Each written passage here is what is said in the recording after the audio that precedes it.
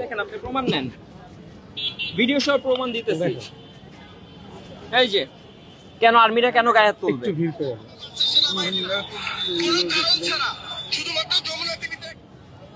কেন আর্মি কেন মারবে, গায়ে হাত তুলবে কেন? কেন এটা ধামাচাপা দেওয়া হবে?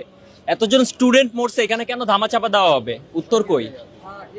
কেন মরবে এতজন স্টুডেন্ট, কেন ধামাচাপা দেওয়া হবে? 76 সালের ভাঙ্গাচোরা বিমান দিয়ে ফ্লাই করবে। যেই বিমানটা চায়না গ্রাউন্ডেড করে দিছে, ওইটা কেন আমাদের সেকেন্ড হাইয়েস্ট পাওয়ারফুল বিমান হবে? ফার্স্ট হাইয়েস্ট পাওয়ারফুল হলো MiG-29, কেন সেকেন্ড এটা হাইয়েস্ট হবে? কেন বাংলাদেশ এতদিন কি করছে, উন্নত হয় নাই কেন? আর কেন আর্মির কি ঠেকা পড়ছে যে এটা গোপন করতে হবে? কয়জন মারা গেছে রিপোর্টে, কয়জন কে করতেছে? সব রিপোর্ট করতেছে, সেন্টিমেন্টাল রিপোর্ট।